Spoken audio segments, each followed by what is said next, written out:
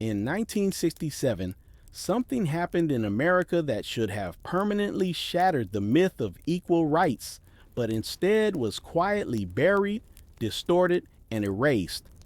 30 black men walked into the California state capitol carrying loaded rifles, not in secret, not at night, not illegally. They walked in broad daylight, cameras rolling, reporters watching, lawmakers frozen in place. Every weapon was legally owned. Every action was lawful. Every step they took was protected by the Constitution of the United States. And within weeks, one of the most powerful governments on earth rushed to change the law, not because anyone was harmed, not because violence occurred, not because a crime was committed, but because black Americans had done something unforgivable. They exercised the Second Amendment exactly the way white Americans had done for centuries, and the system panicked. This is not a story about guns. It's a story about power, about fear, about who the Constitution was really written to protect. Because when armed white militias formed during the founding of this country, they were praised as patriots. When armed white men hunted enslaved Africans, crushed slave revolts, and terrorized black voters during Reconstruction, they were called law enforcement or citizen militias. When armed white groups paraded through towns, courthouses, and Capitol buildings, they were described as exercising freedom. But when black men carried guns to defend their own lives, suddenly America discovered the dangers of firearms. To understand why armed black men terrified the United States, you have to understand Oakland in the 1960s. After World War II, tens of thousands of black families fled the Jim Crow South. They were escaping lynchings, chain gangs, sharecropping slavery, and laws that made black existence illegal unless it served white labor needs. They were chasing something their parents and grandparents had been denied for generations: opportunity, safety, dignity. Cities like Oakland promised a new beginning: defense industry jobs, union wages, a chance to build real wealth, a chance to raise children without fear. But what black families found wasn't freedom, it was occupation. The Oakland Police Department did not serve black neighborhoods, it controlled them. Officers moved through black communities like soldiers in hostile territory. Sirens didn't signal safety, they signaled danger. A routine traffic stop could become a beating. A question could become an arrest. A misunderstanding could become a funeral. By the mid-1960s, Oakland police were killing one black person every 3 weeks. No trials, no accountability, no consequences. The courts did nothing. The press minimized it. Politicians looked the other way, and the message was unmistakable. You have no rights, we are bound to respect. 2 young men watched this happen over and over again: Huey P. Newton and Bobby Seale. They were college students. They were readers. They were politically sharp, deeply angry, and painfully aware that begging the system for mercy had never worked. Marches didn't stop bullets. Speeches didn't stop batons. Prayers didn't stop police from killing unarmed black people in the street. They didn't want symbolic protest. They wanted survival. So instead of chanting slogans, they studied the law, page by page, statute by statute, penal codes, case law, constitutional interpretations. They searched for anything the system couldn't twist against them, and eventually they found it. California law allowed open carry. Any citizen could legally carry a loaded firearm in public as long as it was visible and not brandished threateningly. This wasn't some obscure loophole. White Americans had relied on this exact right for generations. Militias had used it to intimidate. Vigilantes had used it to terrorize. Racist mobs had used it to enforce white supremacy with impunity. Newton and Seal realized something revolutionary. If white men could carry guns to dominate, black men could carry guns to defend. In October 1966, the Black Panther Party for Self-Defense was born, not as a gang, not as criminals, but as a disciplined, legally informed response to state violence. They created the 10-point program, demands that sounded radical only because America had spent centuries denying black people the basics: jobs, housing, education, health care, an end to police brutality, an end to murder without consequence. But the truly revolutionary part wasn't the words on paper, it was enforcement. The Panthers began doing something Oakland had never seen. They followed police cars. When officers pulled over black residents, Panthers would arrive on scene. They parked at a legal distance. They stepped out calmly. Rifles and shotguns were visible. Law books were open in their hands. They didn't shout. They didn't threaten. They didn't interfere. They watched. If officers challenged them, Panthers recited California penal codes verbatim, calmly, precisely, explaining, line by line, that everything they were doing was lawful. They called it policing the police, and it worked. For the first time in Oakland's history, police couldn't brutalize black residents without witnesses. They couldn't fabricate stories in isolation. They couldn't rely on fear and silence. Officers who had operated with absolute impunity were suddenly forced to follow their own rules. Violence dropped. The community noticed. Word spread fast. Within months, the Black Panther Party grew from a few dozen members to hundreds. Black Oakland finally had something it had never known: protection. But white Oakland felt something else: panic, because the comfortable lie America told itself was collapsing in real time. This wasn't about whether black people deserved rights. Everyone claimed to agree on that, at least in theory, at least on paper. The real question, the one white America had never been forced to confront so directly, was this: would the system tolerate black people defending those rights by force? The answer came quickly. The answer came faster than anyone expected, because the moment black self-defense proved effective, the system moved to erase it. California Assemblyman Don Mulford, a conservative lawmaker from Oakland, introduced a bill in early 1967. On paper, it sounded neutral, technical, reasonable.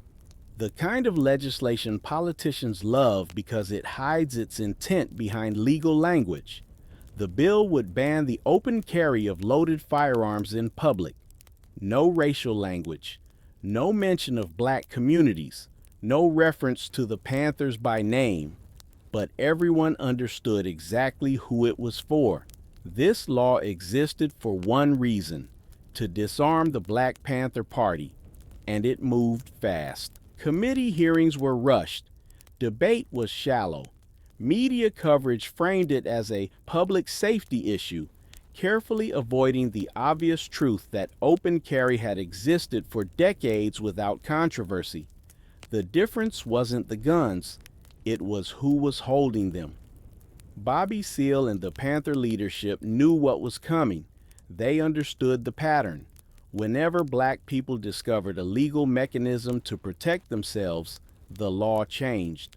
Literacy tests, poll taxes, vagrancy laws, drug laws, every tool of survival eventually criminalized. They faced a choice. They could stay quiet, let the bill pass, and watch the only shield protecting black lives disappear. Or they could do something so undeniable, so public, so legally airtight that the entire world would be forced to confront the truth. They chose confrontation. On May 2nd, 1967, 30 members of the Black Panther Party for Self-Defense arrived in Sacramento. Men and women, young and disciplined, dressed in black leather jackets and black berets. They carried rifles, shotguns, pistols, all legally owned, all legally carried. They walked up the steps of the California State Capitol and entered the building. No one stopped them. Security guards froze, unsure of what to do. Lawmakers stared in disbelief. Reporters scrambled. Cameras clicked. Pens dropped. Conversations stopped mid-sentence because nothing in the law allowed anyone to stop them. The Panthers moved through the marble halls calmly, deliberately. They did not shout. They did not threaten. They did not fire a single round. They simply existed, armed, black, and unafraid inside a government building that had never imagined such a presence. When they reached the assembly chamber, Bobby Seale stood outside on the Capitol steps and read a prepared statement into the cameras. His words were precise, accusatory, unapologetic. The American people in general and the black people in particular must take careful note of the racist California legislature, which is now considering legislation aimed at keeping the black people disarmed and powerless. That was it. No violence, no chaos, no illegal act. Just truth, spoken clearly, with rifles slung over shoulders. The photographs exploded across the country. Armed black men inside a state capitol. White America reacted with shock, fear, and rage.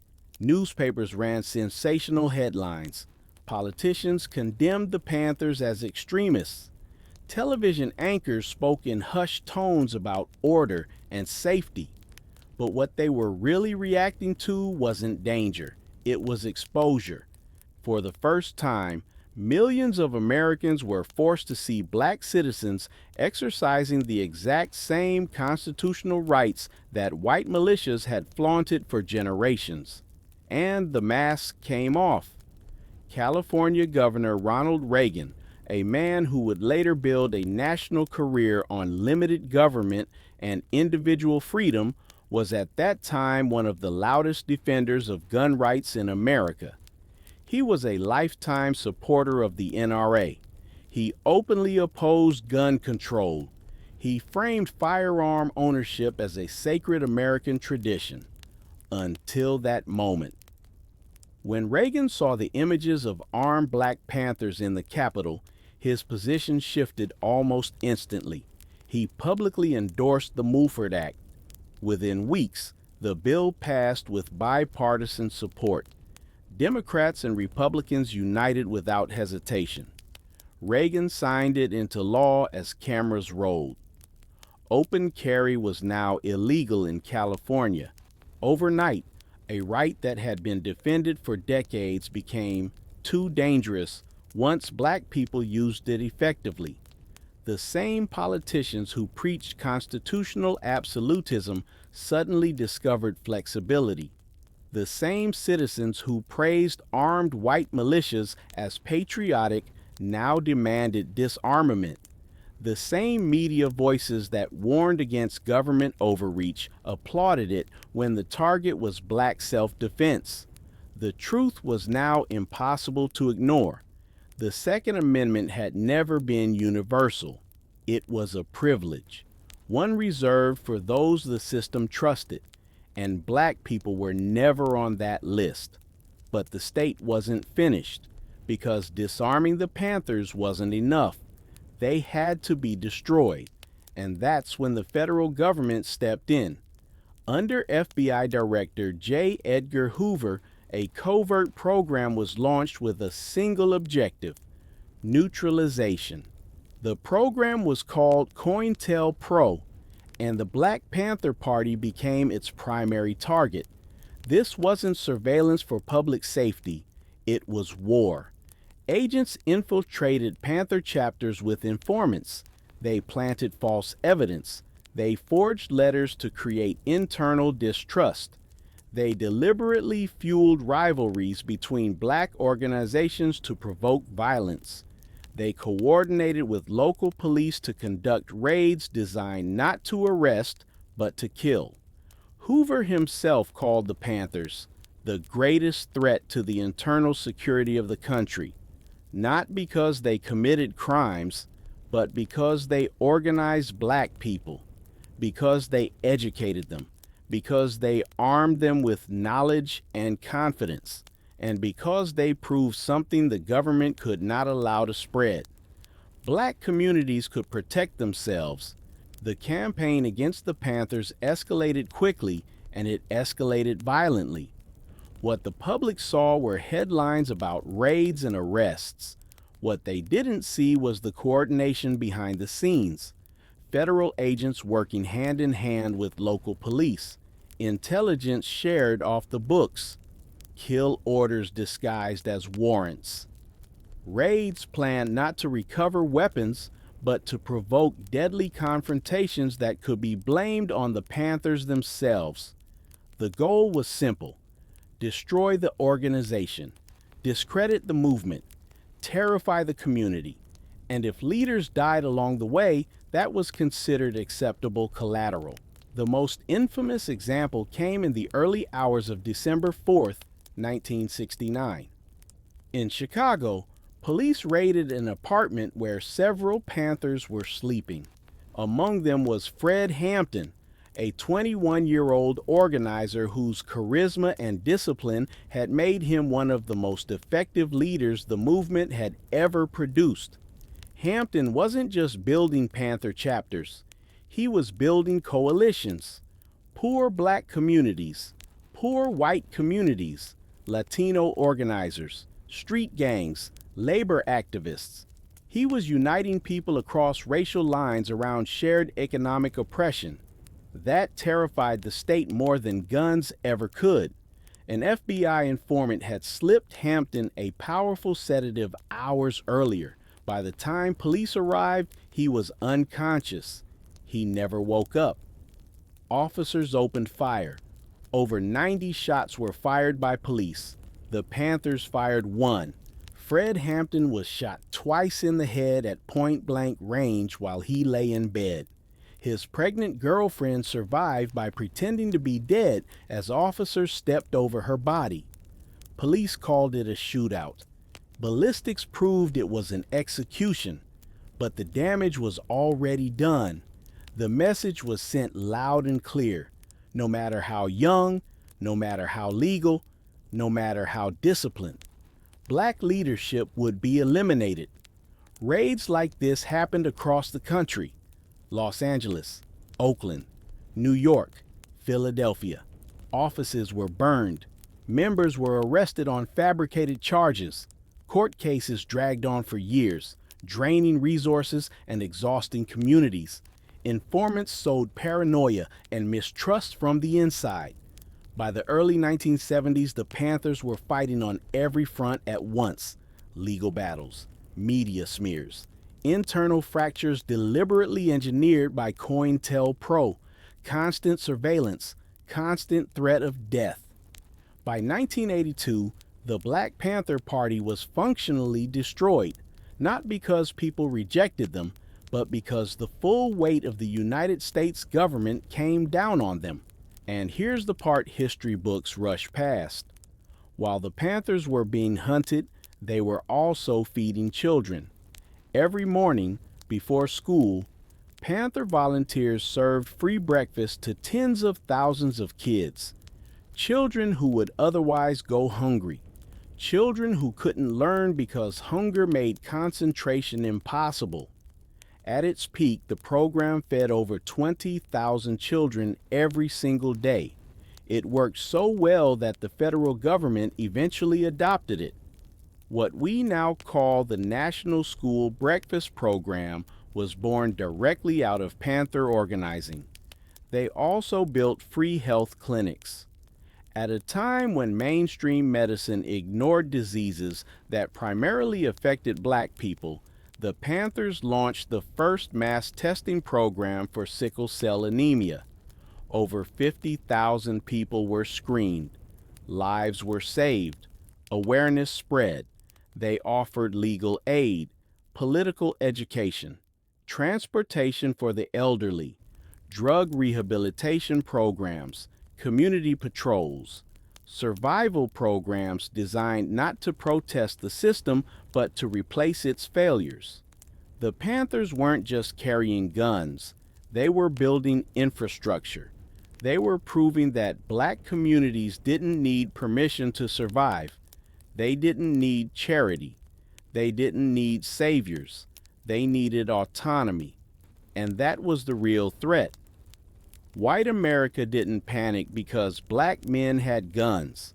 White militias had existed since before the country was founded. The Ku Klux Klan terrorized black communities for generations with almost no interference. Armed white groups have always marched openly, claiming patriotism and freedom. What terrified the system was that the Panthers exposed the lie, that the Constitution wasn't applied equally, that rights were conditional, that freedom was selective. The Black Panthers didn't fail. They were defeated. Defeated by a system that could not allow black people to defend themselves, educate themselves, and empower themselves all at once. Because a system built on control cannot survive true equality, and even in defeat, the Panthers left behind something the system could never fully erase. Because while the organization was dismantled, the ideas they introduced refused to die. The tactics used to destroy them didn't disappear either. They evolved.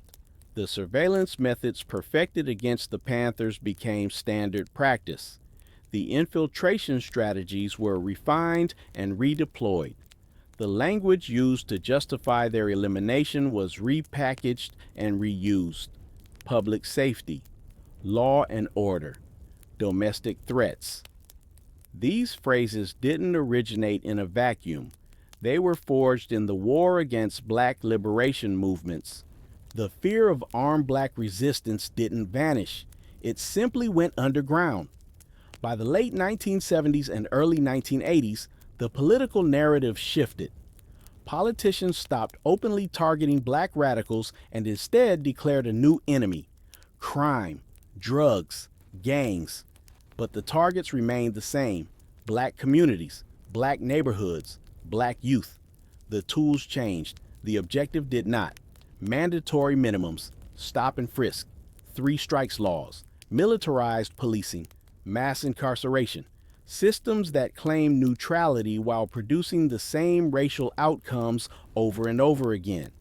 The infrastructure built to dismantle the Panthers became the backbone of the modern carceral state, and the arguments never changed: that black people were dangerous, that black self-defense was extremism, that black organization was a threat to democracy. The same logic that justified the Mulford Act now justified prisons, surveillance cameras, no-knock raids, SWAT teams, predictive policing. History didn't repeat itself. It continued. And here's what the textbooks won't tell you. The Black Panther Party for self-defense existed for just over 15 years. In that time, they were labeled terrorists, criminals, and enemies of the state. But they never stormed the Capitol to overturn an election. They never lynched anyone. They never bombed a church full of children. They never built their power on hatred. They fed the hungry. They healed the sick. They educated the unprotected. They defended the defenseless. They did what the government refused to do and did it better. And that is why they were annihilated. Because the most dangerous idea in America is not violence, it's independence. It's the realization that oppressed people can organize, protect themselves, and meet their own needs without begging the system that profits from their suffering. The Panthers proved that black communities didn't need endless reform promises. They needed power, real power, economic power, educational power, defensive power. They showed that survival was possible without assimilation, that liberation did not require permission. White America didn't fear black anger. It feared black competence. It feared discipline. It feared the collapse of the lie that said black people were dependent, disorganized, and incapable of self-governance. And when that lie collapsed, the response was absolute. Erased history isn't erased by accident. It's erased because the truth is dangerous. And the most dangerous truth of all is this: Black Americans have always known how to save themselves. They've just never been allowed. And that denial, that constant refusal to allow black self-determination, is the thread that connects this story to the present moment.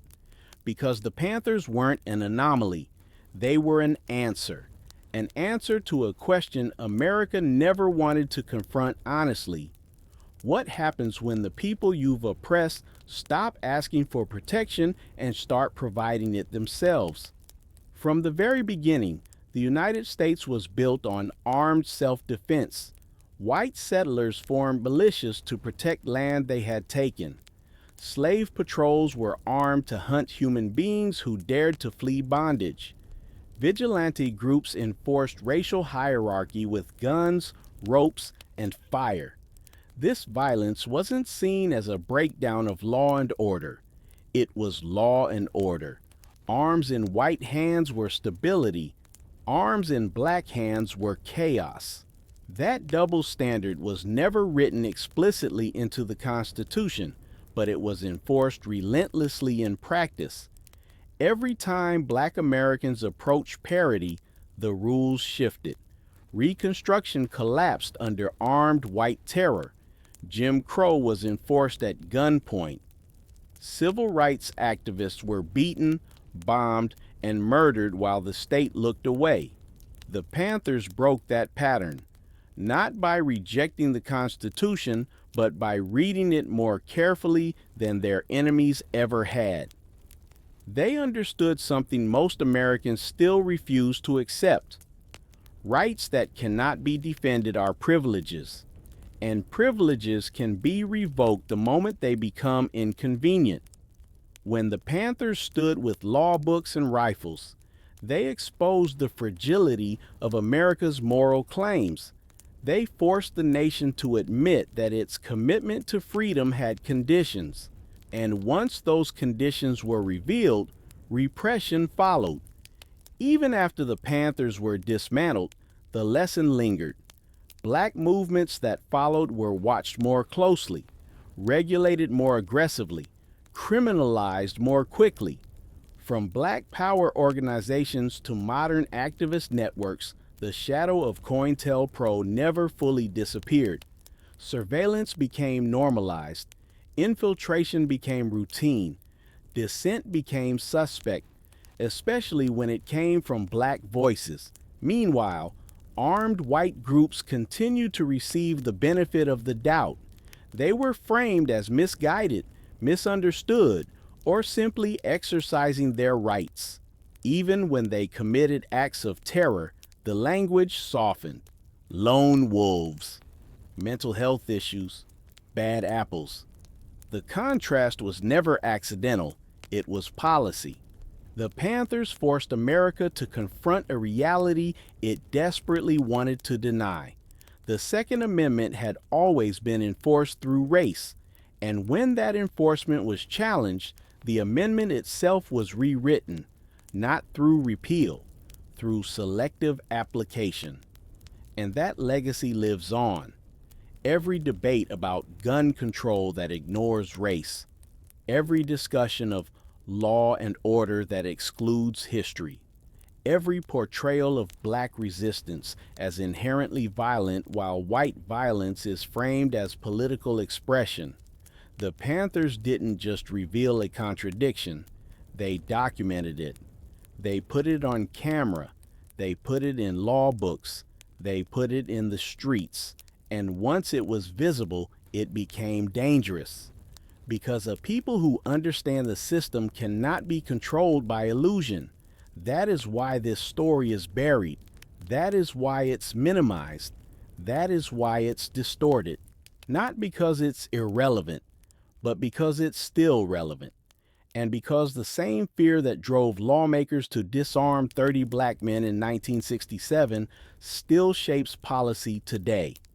And if this feels uncomfortably familiar, that's because it is. The strategies used against the Black Panther Party did not vanish with the organization.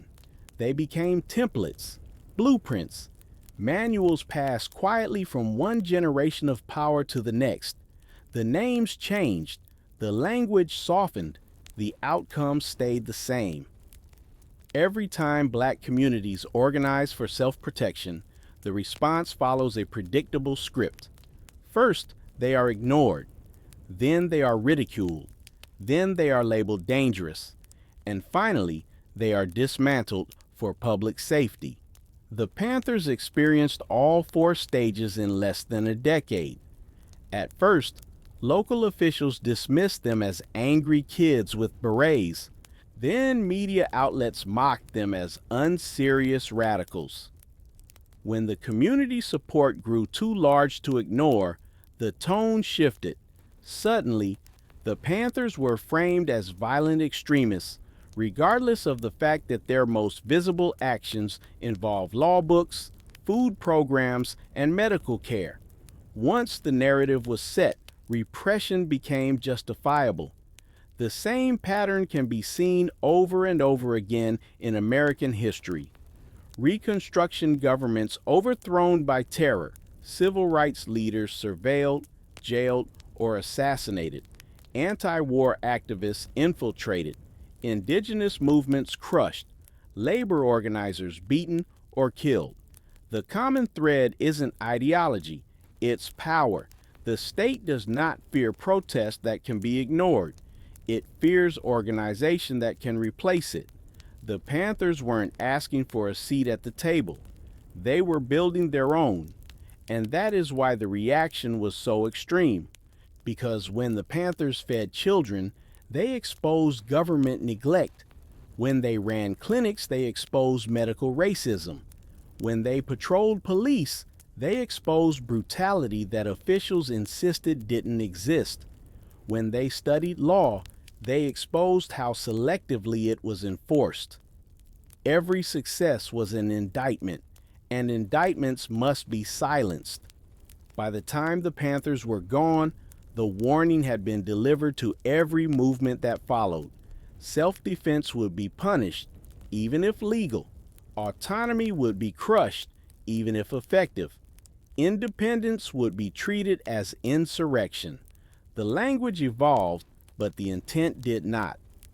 In the 1980s and 1990s, the rhetoric of tough on crime replaced the language of anti-communism and anti-radicalism.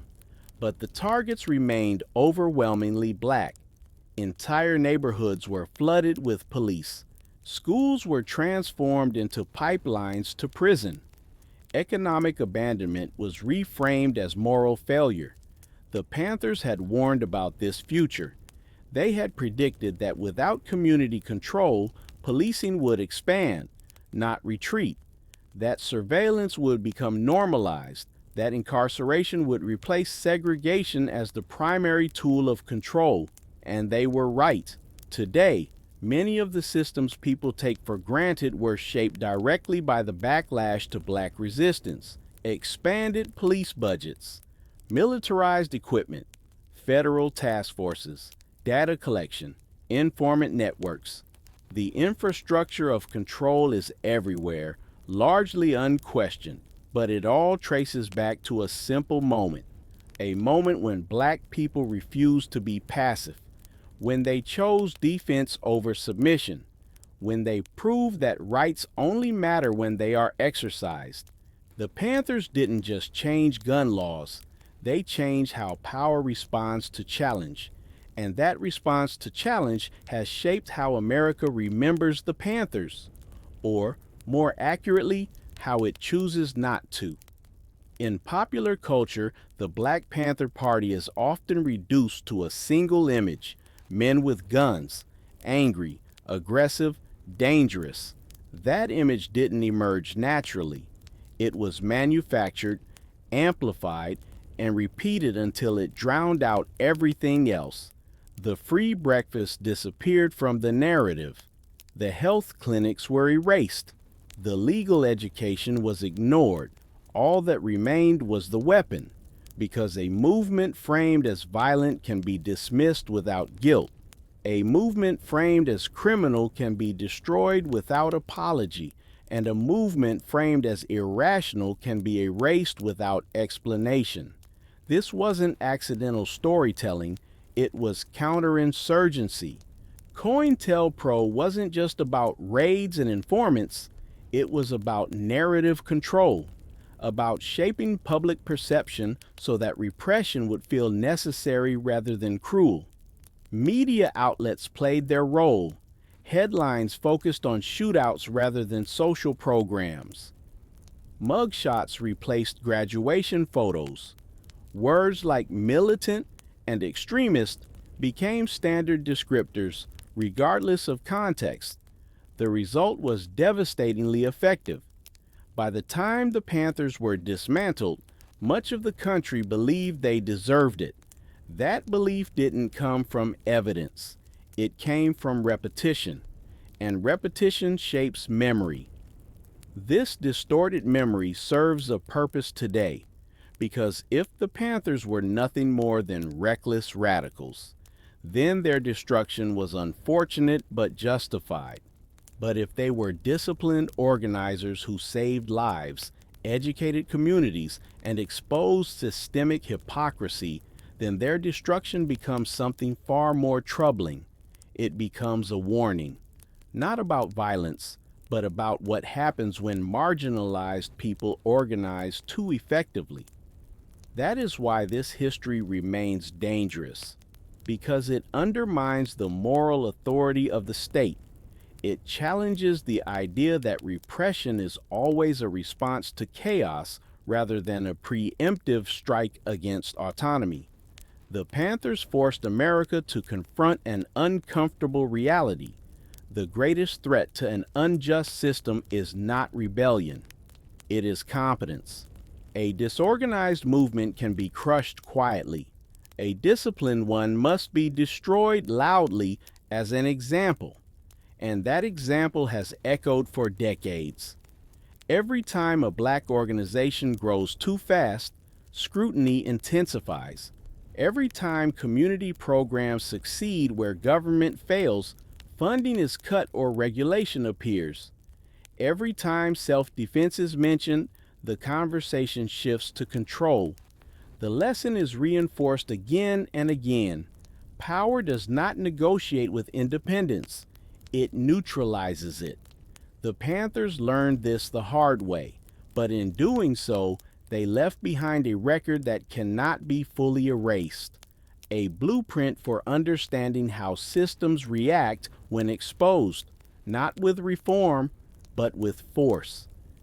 And once you see that blueprint, it becomes impossible to unsee, because the reaction to the Black Panther Party wasn't an overreaction, it was a rehearsal, a test run for how the state would respond whenever its authority was challenged not by chaos, but by clarity, not by rage alone, but by organization, discipline, and legal awareness. The Panthers understood that violence wasn't their primary weapon. Visibility was. They made injustice impossible to deny. They documented it. They observed it. They forced the system to confront itself in public, and systems built on inequality cannot survive sustained exposure. That is why the response had to be overwhelming, not subtle reform, not dialogue, not compromise, neutralization. The government didn't simply want the Panthers gone. It wanted them to be remembered as a mistake, a cautionary tale, something future generations would hesitate to emulate, and in many ways, that effort succeeded. Ask the average American what they know about the Black Panthers, and you'll likely hear fragments: guns, anger, violence, maybe a vague reference to extremism. Very few will mention the breakfast programs. Fewer still will mention the clinics, the legal education, the political theory, or the international solidarity work. Ignorance isn't accidental, it's curated. Because a public that understands why the Panthers emerged might ask dangerous questions. Why were police killing black people at such rates? Why were communities left without resources? Why did armed white groups receive tolerance while armed black groups received annihilation? Those questions threaten legitimacy. So the story is simplified, flattened, neutralized, and yet, despite decades of distortion, the truth keeps resurfacing in classrooms, in documentaries, in oral histories, in the memories of people whose children ate because the Panthers fed them, whose lives were saved because Panthers cared when no one else did. The legacy survives because it was real, and because it addressed real needs. The Panthers didn't imagine oppression, they responded to it. They didn't invent brutality, they documented it.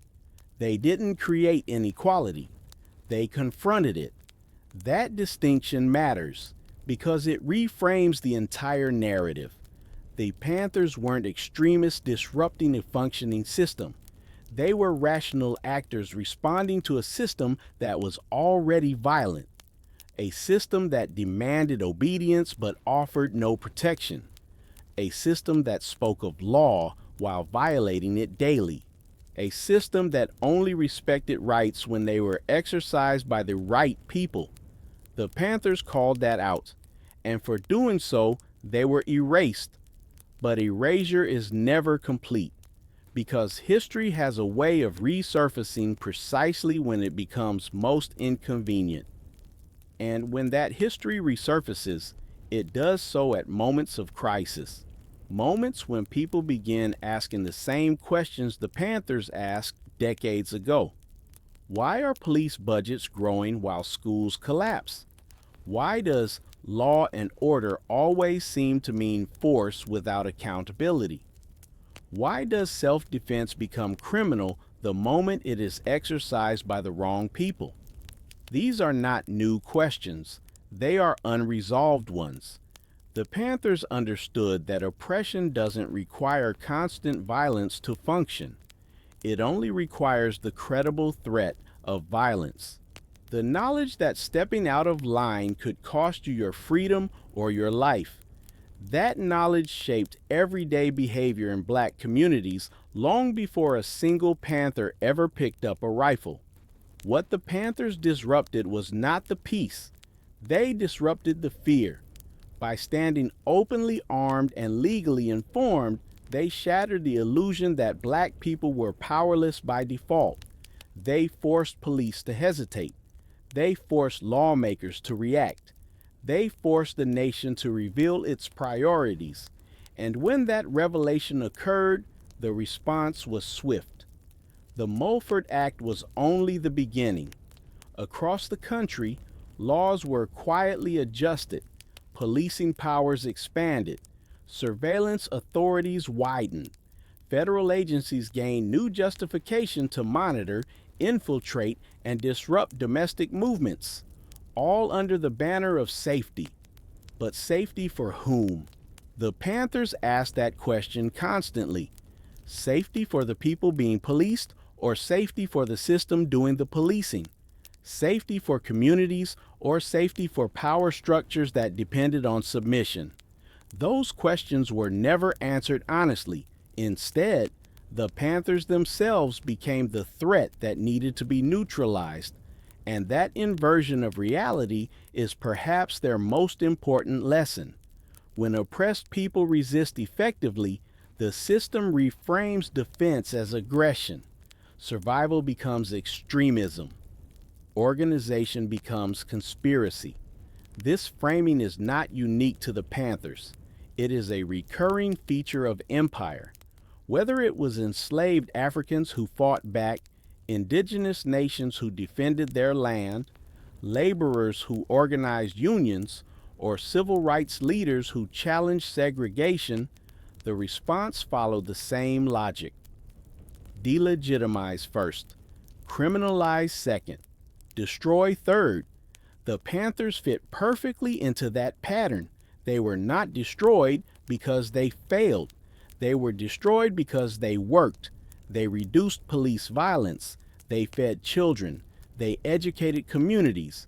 They built solidarity across racial lines.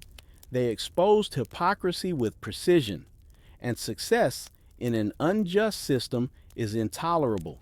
That is why remembering the Panthers accurately matters, not as icons or myths, but as organizers, strategists, human beings responding rationally to unbearable conditions, because the conditions that produced them were never fully resolved. They were managed, deferred, rebranded. And as long as those conditions persist, the questions the Panthers raised will continue to resurface, no matter how aggressively history tries to bury them. And that is the part that makes this story impossible to confine to the past. Because the Black Panther Party didn't emerge from ideology alone. It emerged from conditions, concrete, measurable conditions that shape daily life: police violence, economic abandonment, political exclusion, media silence, legal systems that protected power rather than people. Those conditions didn't vanish when the Panthers were destroyed. They were reorganized. When armed patrols were outlawed, policing expanded. When community defense was criminalized, incarceration replaced it. When political education was framed as radicalization, standardized narratives replaced lived experience. The mechanism stayed intact. Only the surface changed. This is why the Panthers still make people uncomfortable, not because of what they did, but because of what they reveal. They force a reckoning with the idea that America's commitment to freedom has always been conditional, that rights are celebrated in theory but restricted in practice, that legality itself bends to preserve hierarchy. The Panthers exposed a truth most societies try to hide from themselves. Laws do not exist in a vacuum. They are enforced by people, and those people carry bias, fear, and allegiance to power. When the Panthers carried law books alongside rifles, they stripped away plausible deniability. They made it impossible to pretend brutality was accidental. They made it impossible to claim ignorance. They showed that the issue was not misunderstanding but unwillingness. And once that unwillingness was made visible, the state had to respond. Not by reforming policing, not by addressing inequality, not by listening, but by removing the messengers.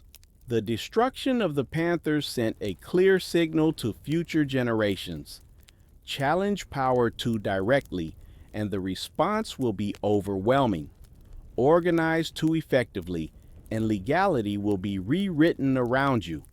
Build alternatives to state failure, and you will be labeled a threat. That signal has echoed ever since. It echoes in how protest is policed, in how surveillance is justified, in how dissent is framed, and it echoes in how history is taught, or more accurately, how it is omitted. Because a population that understands its own power is difficult to govern through fear. The Panthers understood that, and that understanding is what made them dangerous. And that danger was never about weapons alone. It was about awareness. The Panthers forced people to see connections the system depended on keeping separate. Police violence wasn't random. Poverty wasn't accidental. Poor education wasn't a failure of culture. These were outcomes of policy, reinforced by force and justified through silence. Once people understood that, compliance became harder to maintain. The Panthers believed that political education was just as important as physical defense. That's why they held classes. That's why they distributed newspapers. That's why they broke down laws in plain language. They didn't want followers. They wanted thinkers, and thinking people are difficult to rule. This is why the state didn't merely arrest Panther leaders. It sought to exhaust them.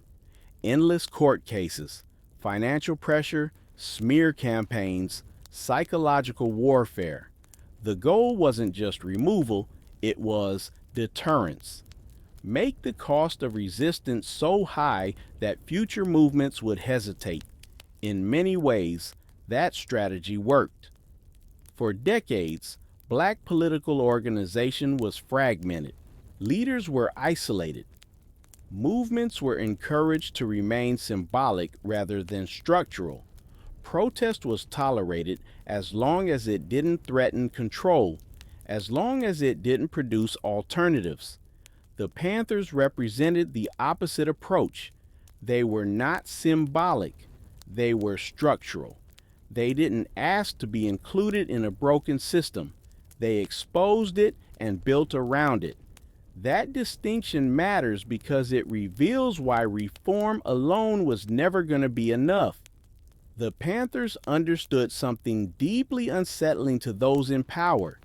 Legitimacy is fragile. It depends on consent, and consent can evaporate once people realize they're being managed rather than served.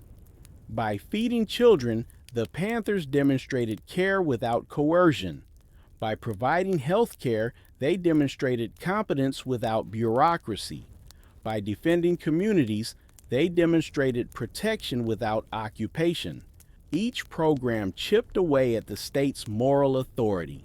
And when moral authority erodes, force becomes the only remaining option. That is why repression intensified rather than softened. That is why the Panthers were not debated. They were dismantled.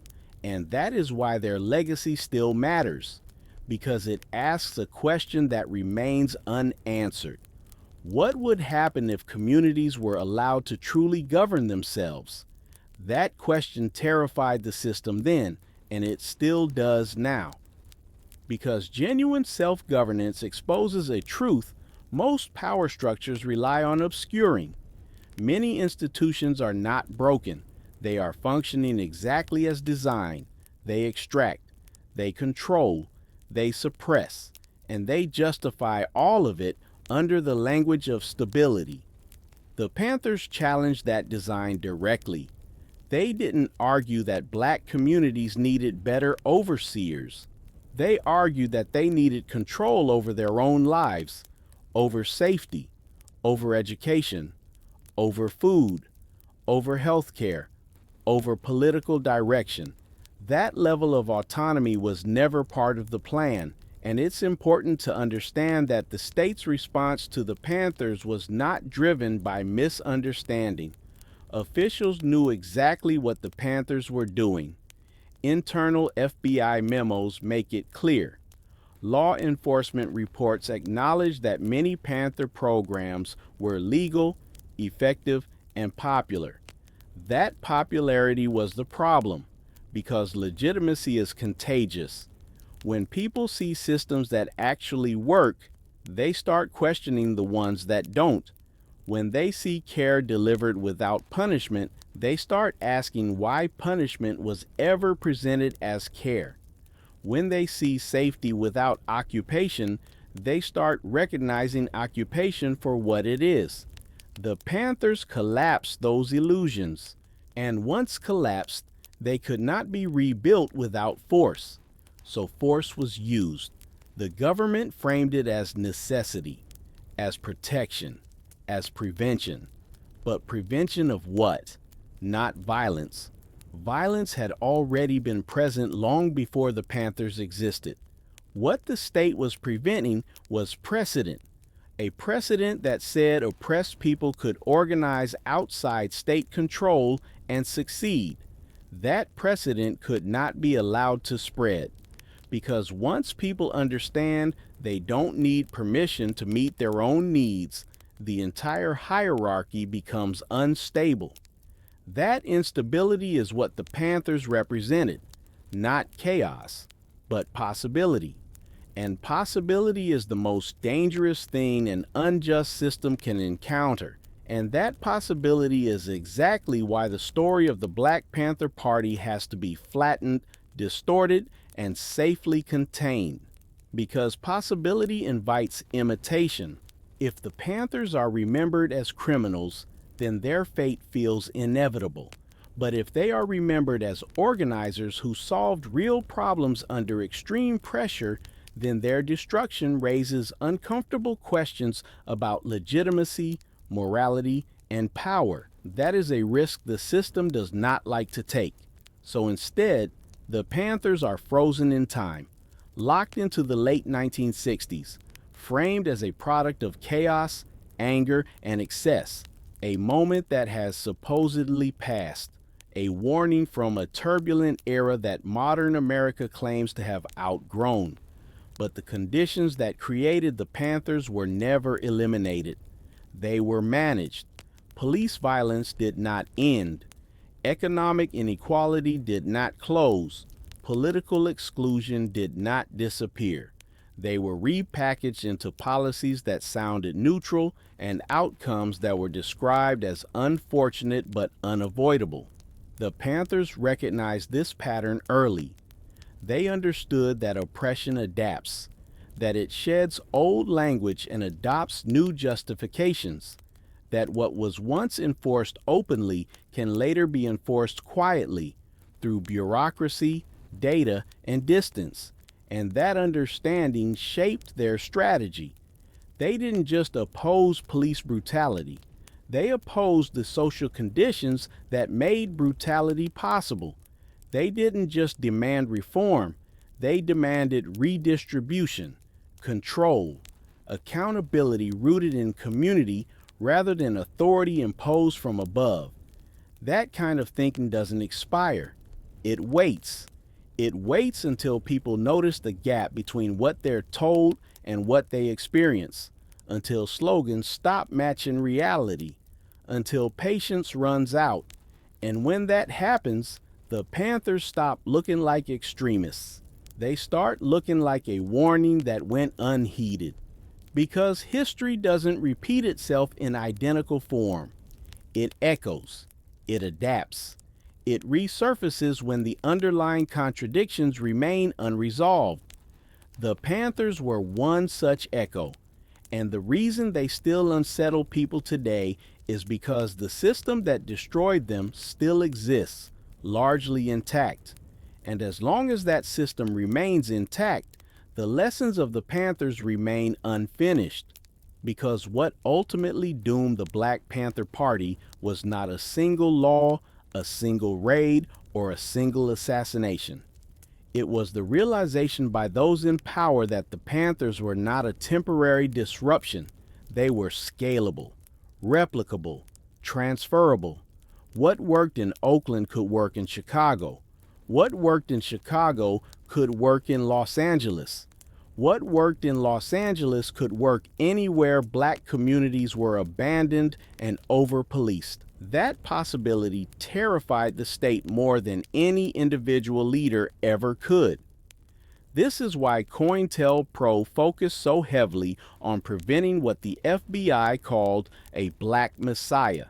Not a religious figure, but a unifying presence. Someone who could connect struggles across regions. Someone who could translate theory into practice.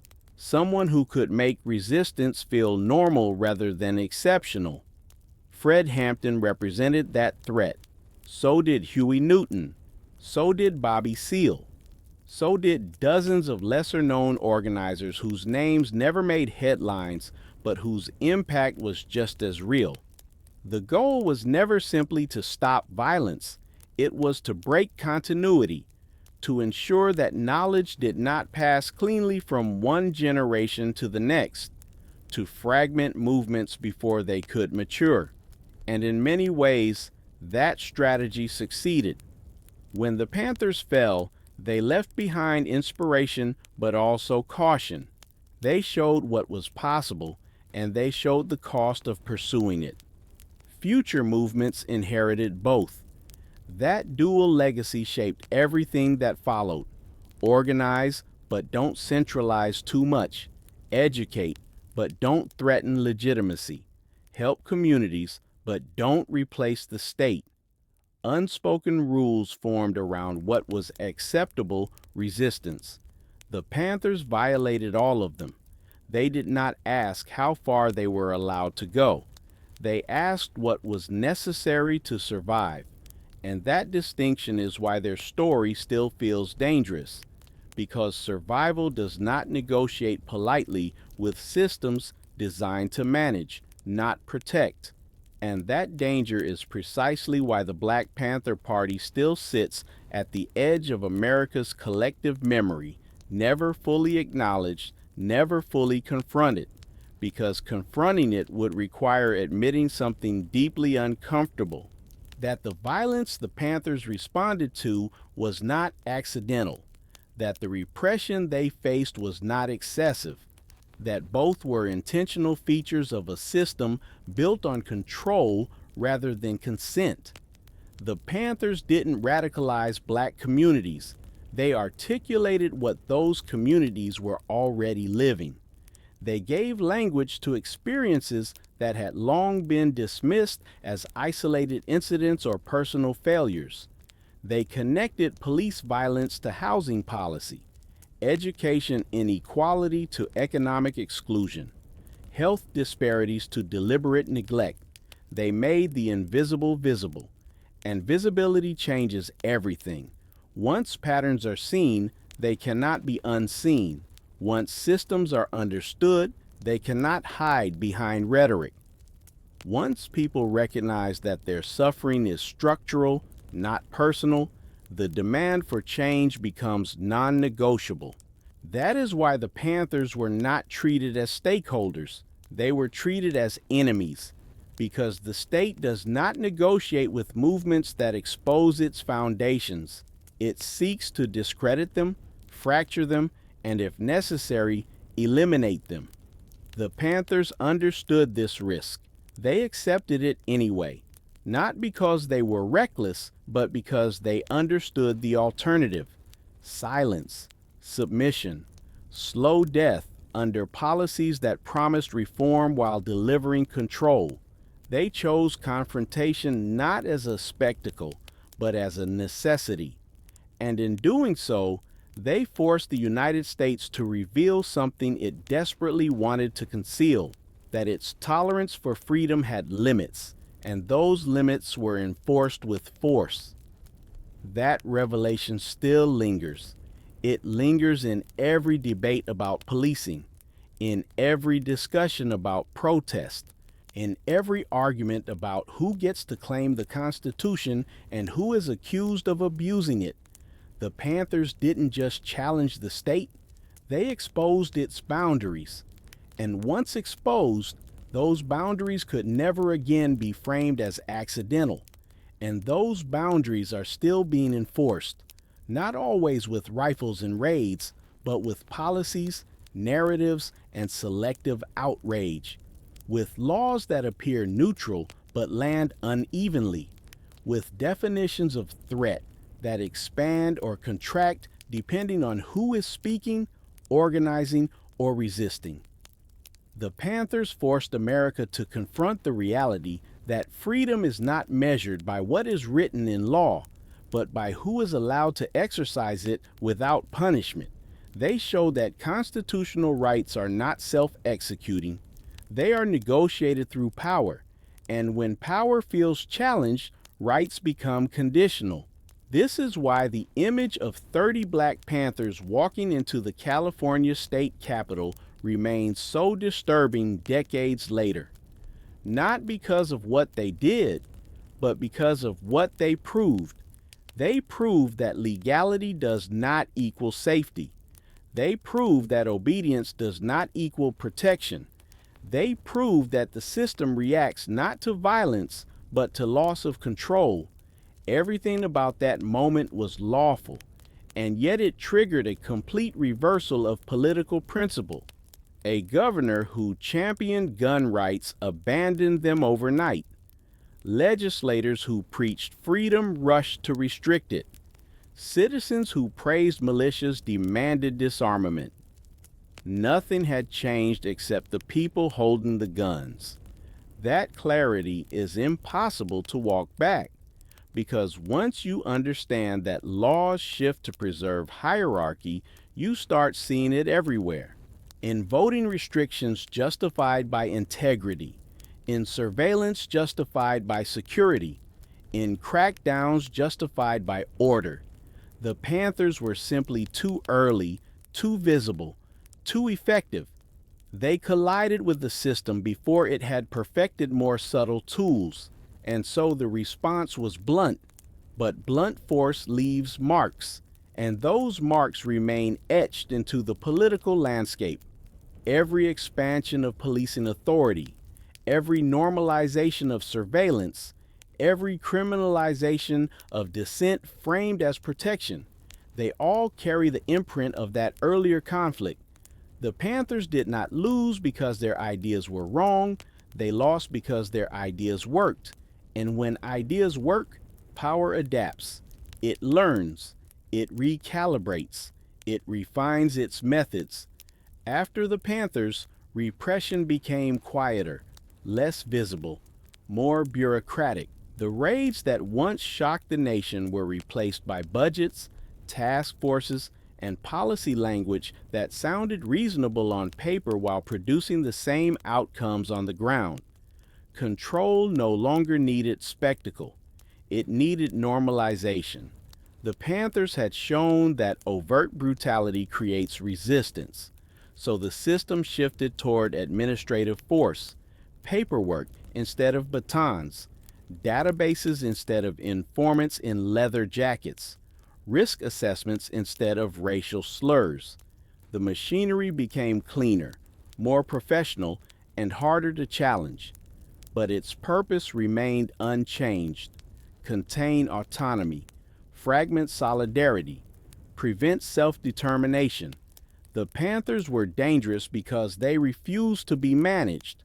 They refused to play the role assigned to them. They refused to wait for permission that had never been granted historically anyway.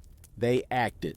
And action, especially when rooted in legality and community support, disrupts narratives of inevitability. It shows that the status quo is not natural, that it is enforced. And what is enforced can be resisted. That lesson did not die with the Panthers. It was absorbed, studied, and quietly feared. That is why later movements were met with preemptive surveillance, why organizers were flagged before they ever made headlines, why funding streams were monitored, why digital footprints became evidence, why dissent was framed as instability long before it posed any real threat. The Panthers forced power to become more sophisticated, but they also left behind something more enduring than tactics. They left behind proof. Proof that black communities, when organized, educated, and unified, could reduce violence without expanding prisons, could feed children without moralizing poverty, could provide health care without profit motives, could protect themselves without becoming what they opposed. That proof is inconvenient, because it undermines the central myth that authority must flow downward to be legitimate. The Panthers demonstrated the opposite. That legitimacy can rise from the ground up, and that idea, legitimacy from the ground up, is what the system has spent decades trying to suppress. Because if legitimacy does not require permission from above, then authority becomes optional. And optional authority is authority already in crisis. The Panthers didn't just redistribute resources. They redistributed confidence.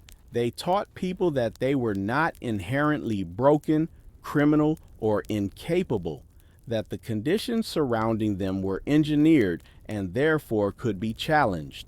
That psychological shift was as threatening as any rifle. A community that understands itself as capable is harder to pacify, harder to intimidate, harder to divide. And division has always been one of the state's most reliable tools. COINTELPRO understood this well. That's why so much effort went into sowing distrust, anonymous letters, false accusations, manufactured rivalries. The goal wasn't simply to arrest leaders, it was to fracture trust itself, because a fractured community cannot govern itself. The Panthers fought this constantly. They emphasized discipline, collective responsibility, political education. They knew that the greatest threat to the movement was not external repression alone, but internal collapse induced by pressure. And despite everything, they held on longer than expected. That alone speaks volumes. It speaks to how deeply their work resonated, how urgently it was needed, how effective it was in meeting real needs that the state had abandoned. The Panthers didn't promise utopia. They promised effort, structure, accountability. They asked people to participate, not just protest, to build, not just criticize. That approach is far more dangerous to entrenched power than rage without direction, because rage can be exhausted, but structure endures. And that endurance is precisely what the system sought to interrupt. The Panthers were not allowed to mature. They were not allowed to evolve. They were not allowed to fail naturally or succeed fully. They were cut down mid-experiment because the experiment itself was intolerable. A functioning alternative is the greatest indictment of a failing system. And that is why the story of the Black Panther Party cannot be told as a closed chapter, because experiments that are forcibly ended do not prove failure. They prove threat. The Panthers were never given the space to see what their model might have become over decades. They were never allowed to institutionalize on their own terms, never allowed to stabilize, to correct mistakes, to grow beyond their early forms. That opportunity was taken from them deliberately, and that matters, because when critics point to internal conflicts or strategic errors, they often ignore the conditions under which those conflicts emerged: constant surveillance, infiltration, arrests, assassinations, psychological warfare. No movement develops cleanly under that kind of pressure. The question is not whether the Panthers were perfect. The question is why imperfection was treated as justification for annihilation. Plenty of white-led movements survived far worse internal dysfunction without facing coordinated state destruction. Plenty of armed groups were given the benefit of time, dialogue, and legitimacy. The Panthers were given none of that. They were given force. That disparity tells you everything you need to know about how threat is defined in America, not by violence alone, not by illegality alone, but by who challenges control. The Panthers challenged it at every level: physical, political, psychological, and symbolic. They challenged who was allowed to feel safe, who was allowed to carry authority, who was allowed to interpret the Constitution in their own defense. They exposed the truth that frightens power the most, that the system does not collapse when oppressed people organize. It collapses when its hypocrisy becomes undeniable. The Panthers made that hypocrisy visible, and visibility changes the rules. Once people see that laws are flexible for some and rigid for others, legitimacy erodes. Once they see that safety is distributed selectively, trust evaporates. Once they see that rights are enforced through race, belief in neutrality dies. The Panthers accelerated that realization. That acceleration had to be stopped, not because it was wrong, but because it was effective. And that effectiveness is the final truth the system has tried hardest to bury, because the Black Panther Party did not collapse under the weight of its own contradictions. It was crushed because it worked faster than the system could adapt. It forced changes not through petitions, but through presence, not through appeals to morality, but through exposure. It revealed that the line between order and oppression is not thin, it is enforced.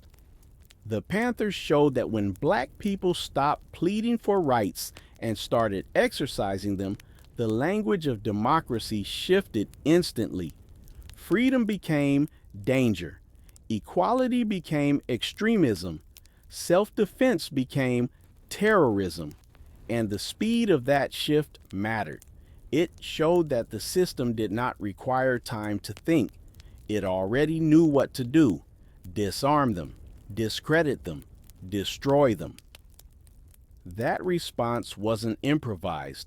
It was rehearsed through centuries of suppressing black autonomy in different forms: slave patrols, black codes, Jim Crow laws, surveillance of civil rights leaders, mass incarceration.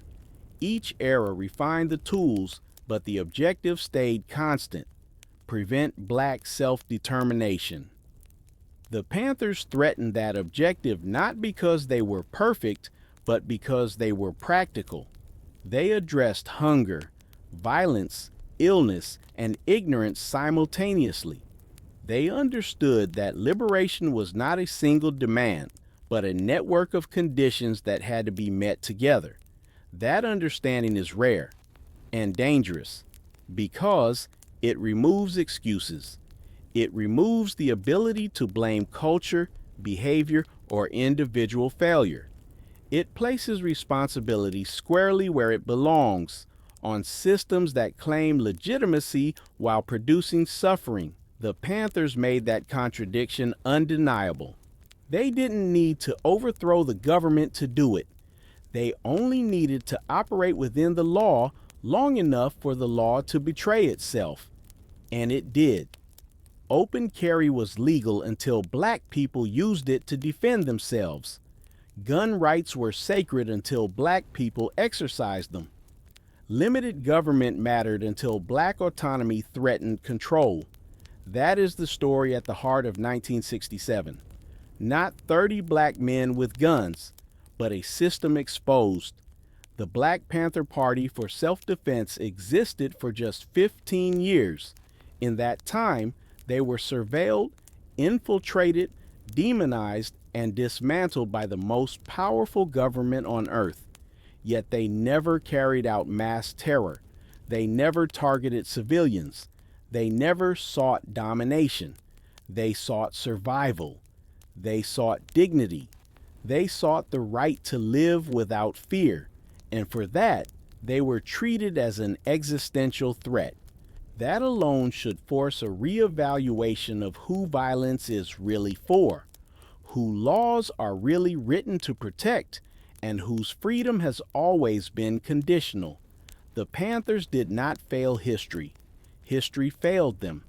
And the reason this story still unsettles people today is because it leaves us with a question that has never been answered honestly. What would happen if black Americans were truly allowed to save themselves? Until that question can be answered without fear, the legacy of the Black Panther Party will remain unfinished, and the truth they revealed will remain dangerous.